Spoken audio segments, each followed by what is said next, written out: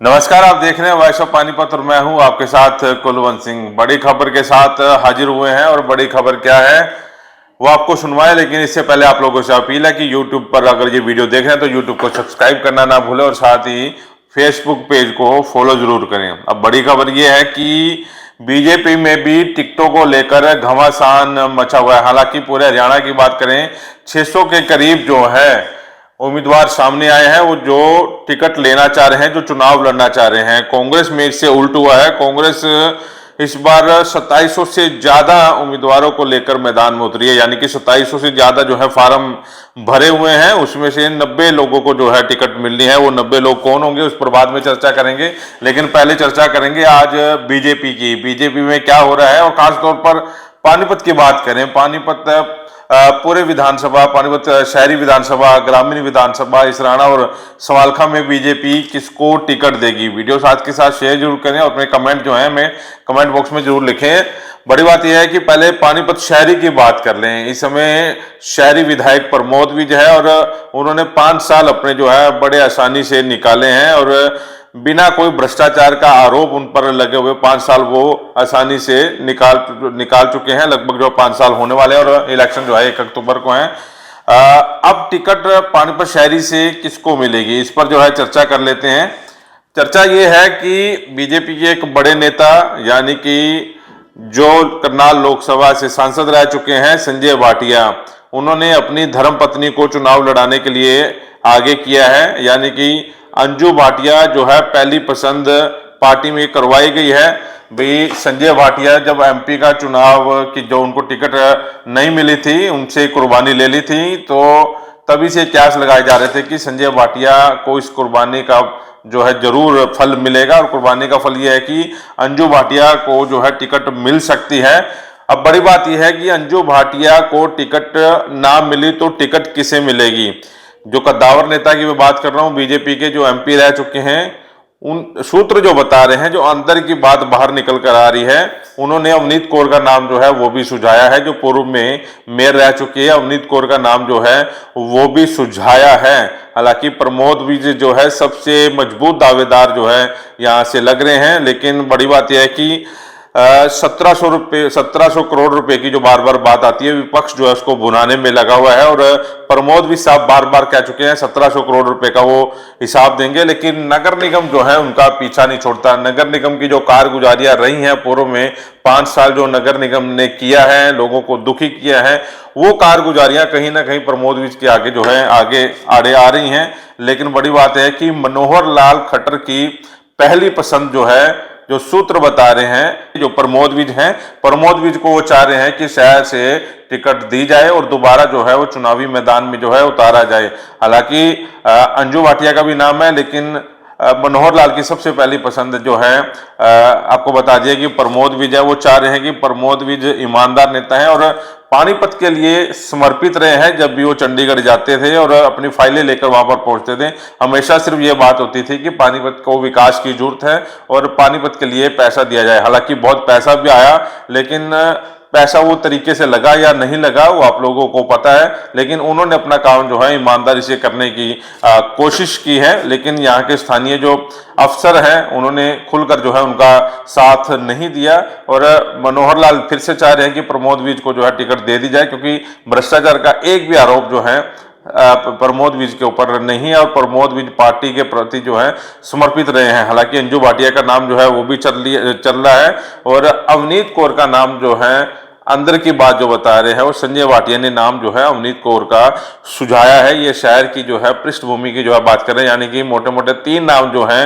यहाँ पर चल रहे हैं। दूसरे जो दिग्गज नेता अपने आप को कह रहे हैं बीजेपी के, वो रेस से पीछे हो गए हैं, उनका कोई भी नाम जो है वहां पर नहीं है। हालांकि आरएसएस के एक बड़े नेता ने गजेंद्र सलूजा का नाम जो है वो भी सुझाया था वहां पर, लेकिन वो भी इस टिकट की रेस से अभी तक जो सूत्र बता रहे हैं बाहर होते हुए नजर आ रहे हैं। लोकेश नागरू जो है वो भी अभी तक बाहर होते हुए नजर आ रहे हैं। इन तीनों नामों के ऊपर जो है पार्टी आप देख रही है, उनके ऊपर जो है बातचीत कर रही है और इन तीनों नामों के ऊपर ही जो है चर्चा चल रही है। इन तीनों नामों से ही जो है एक को है टिकट बीजेपी देने जा रही है। अब पानीपत ग्रामीण की बात करें, पानीपत ग्रामीण में 2 बार के विधायक महिपाल ढांडा रहे हैं और साथ में भी मंत्री भी हैं। महिपाल ढांडा का एक रिकॉर्ड ये रहा है कि वो पूरे 10 साल ग्रामीण हलके में रहे हैं और जो खुले दरबार लगाया करते थे उसको लेकर वो जो है मशहूर हैं। लोगों की चाहे दिक्कतें दूर हुई हैं या नहीं दूर हुई हैं, लेकिन उन्होंने तन मन धन से जो है सेवा की है ग्रामीण हलके की। और सूत्र ये बता रहे हैं कि उनकी भी टिकट कटवाने में बीजेपी के एक बड़े नेता का हाथ है, वो चल रहा है। बीजेपी के वो बड़े नेता जो कदावर नेता हैं वो ये चाह रहे हैं कि ये टिकट महिपाल की इस बार काट के दारा सिंह रावल जो काबड़ी गांव के रहने वाले हैं उन्हें दे दी जाए और महिपाल की जो है टिकट काट दी जाए। लेकिन महिपाल की बात करें, उनका रसूख ठीक ठाक है पार्टी में और पार्टी के बड़े नेता चाह रहे हैं कि उन्हें टिकट जो है दोबारा दे दी जाए और तीसरी बार भी वो जो है इस ग्रामीण हलके से विधायक बने, क्योंकि पार्टी के सर्वे में उनका ठीक ठाक जो है रसूख आया है और अब वो चाह रहे हैं कि दोबारा जो है टिकट उन्हें दे दी जाए। लेकिन एक कद्दावर नेता जो हैं वो ये चाह रहे हैं कि इस बार महिपाल की टिकट काटकर दारा सिंह रावल को दे दी जाए, क्योंकि बीजेपी में जब वो दोबारा उन्होंने ज्वाइनिंग की थी तब भी ये क्यास लगाए जा रहे थे कि टिकट जो है 2019 में उन्हें मिलेगी, लेकिन 2019 में भी महिपाल ढांडा को टिकट मिल गई। उनके कामों को देखा जाए और पार्टी के प्रति जो है समर्पण जो है उनका देखा जाए और दिन रात जो पार्टी के लिए वो काम कर रहे हैं उनको देखकर पार्टी ये चाह रही है कि तीसरी बार भी जो मौका है महिपाल ढांडा को दिया जाए। और मजबूत चेहरे के रूप में जो है महिपाल ढांडा उभरे हैं और इस बार भी जो है क्यास ये है कि अब भी तीसरी बार भी जो है बीजेपी उन्हें टिकट देने जा रही है। हालांकि विजय जैन भी जो है मजबूत चेहरे माने जाते थे, लेकिन उन्होंने बीजेपी पार्टी छोड़ दी और कांग्रेस में वो चले गए हैं। लेकिन इस बार बीजेपी के टिकट में सबसे मजबूत दावेदारी जो दिखाई जा रही है वो महिपाल ढांडा की जो है दिखाई जा रही है। हालांकि दूसरे नेता ये चाह रहे हैं, दूसरे क्या एक ही नेता ये चाह रहे हैं कि ये दारा सिंह रावल को टिकट जो है यहाँ की दे दी जाए। अब तीसरे नंबर पर इसराना विधानसभा की हम लोग बात कर ले। इसराना विधानसभा में क्या होने जा रहा है? इस समय मौजूदा विधायक कांग्रेस के हैं बलबीर वाल्मीकि और बीजेपी की ज्यादा एक्टिविटी जो है इसराना में नहीं देखी जा रही। कृष्णलाल पंवार राज्यसभा सांसद हैं, वो पूरे हरियाणा में घूमते हैं, उनको पार्टी ने 2-3 पद भी दे दिए हैं, चुनाव समिति में जो है उन्हें पद दे दिया है, सदस्य बना दिया है और ज्यादातर वो इसराना विधानसभा में ना रहकर पूरे हरियाणा में जो है घूमते हैं, या उनका जो सेशन लगता है वहां पर घूमते हैं, या चंडीगढ़ जो है वहां देखे जाते हैं।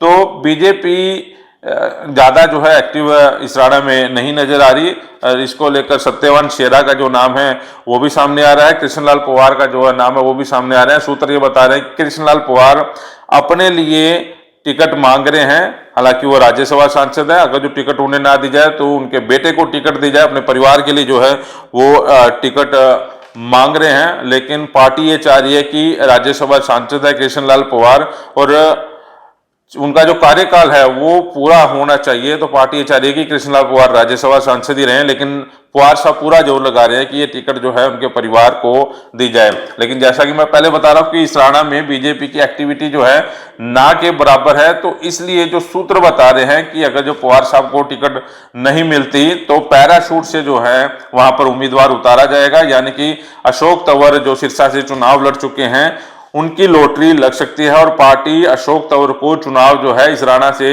लड़वा सकती है। ये अंदर की बात जो है सूत्र बता रहे हैं, बीजेपी के सूत्र जो है बता रहे हैं कि अशोक तंवर को वहां पर चुनाव जो है लड़वाया जा सकता है। हालांकि कांग्रेस क्या दम भर रही है कि वहां पर कांग्रेस मजबूत है, 30 से ज्यादा उम्मीदवार जो है वहां पर निकलकर सामने आए हैं इसराना में कांग्रेस के। तो अब देखना होगा कि पार्टी अशोक तंवर को लड़वाएगी या कृष्णलाल पंवार को। लेकिन अभी तक जो मजबूती आ रही है वो अशोक तंवर के सामने निकल कर आ रही है, कृष्ण पंवार को अगर जो चुनाव ना लड़वाया गया।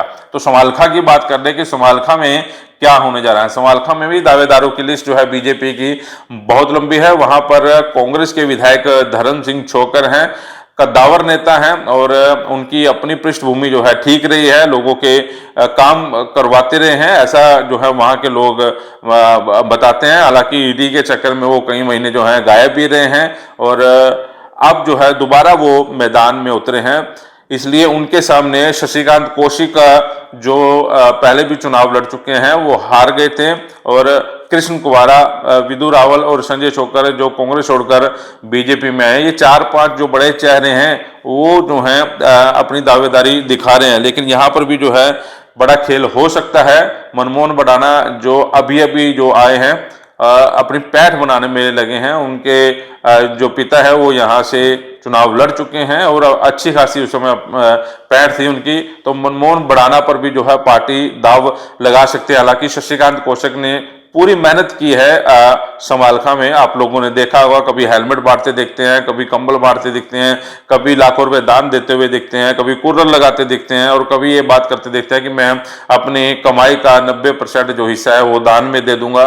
तो पैसों के दम पर शशिकांत कौशिक जो है लोगों के दिलों में जगह बनाने की कोशिश कर रहे हैं, लेकिन मनमोहन बढ़ाना जो है वहां पर उनके रास्ते में आए हुए हैं। मनमोहन बढ़ाना को पार्टी जो है चुनाव लड़ा सकती है। हालांकि दो मजबूत चेहरे यहाँ पर नजर आ रहे हैं, शशिकांत कौशिक और मनमोहन बढ़ाना। हालांकि जो शशिकांत कौशिक के जो नेता जिनके दम पर वो टिकट लाने की बात कर रहे थे वो खुद जो है चुनाव हार चुके हैं। अब शशिकांत कौशिक का अपना रसूख क्या रहेगा, किस हिसाब से वो टिकट की दावेदारी कर रहे हैं, कौन से बड़े नेता जो हैं शशिकांत कौशिक की पैरवी कर रहे हैं। हालांकि अमित शाह जब वहां पर रैली पे आए थे पिछली बार उनके चुनाव के प्रचार के दौरान, तब भी जो है शशिकांत कौशिक हार गए थे।